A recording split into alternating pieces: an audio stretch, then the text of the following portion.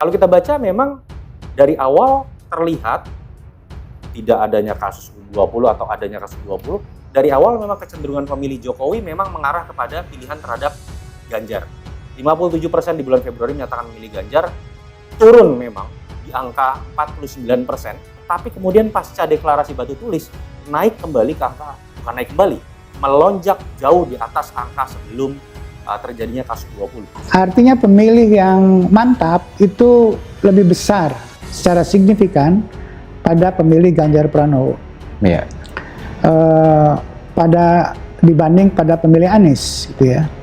Atau dibanding pemilih Pak Prabowo. Nah, pemilih yang kurang atau tidak mantap pada Ganjar hanya 26, pada Anies 34, dan pada Pak Prabowo 39.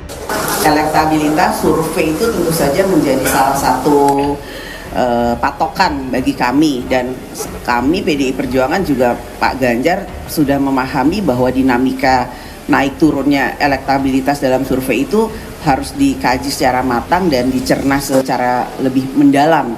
Namun yaitu salah satu hal yang harus kami lakukan adalah bagaimana kemudian bisa mendorong Pak Ganjar untuk bisa bukan saja surveinya naik, tapi memang bisa diterima oleh rakyat. Itu yang menjadi salah satu hal yang harus dilakukan. SMRC, pemilih Ganjar sudah mantap, Prabowo dan Anies masih labil. Riset Saiful Mujani Research and Consulting menempatkan Ganjar Pranowo sebagai capres dengan basis pemilih yang kuat.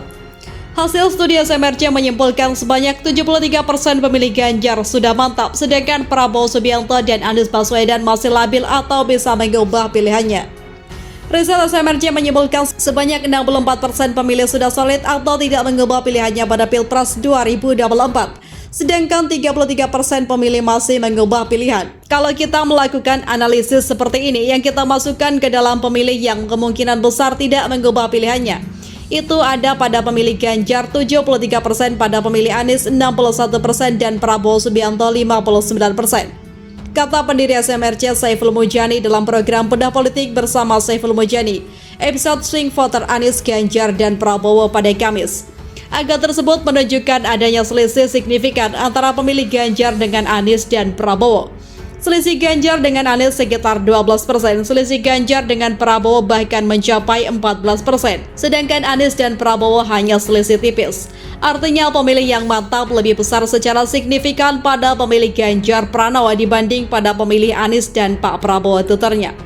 Sedangkan pemilih yang besar kemungkinan mengubah pilihan atau pemilih lemah pada Ganjar hanya 26%, Anies sebesar 34%, dan Prabowo 39%.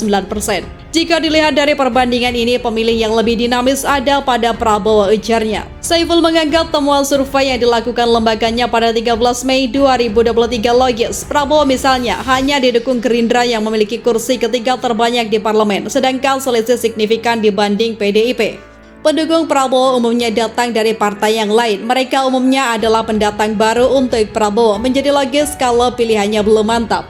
Mereka akan menunggu perkembangan apakah akan semakin nyaman mendukung Prabowo atau tidak. Hal yang sama juga terjadi pada Anies. Dia belum menjadi kader partai tertentu dan belum terlihat memiliki preferensi untuk menjadi anggota partai tertentu, ujarnya.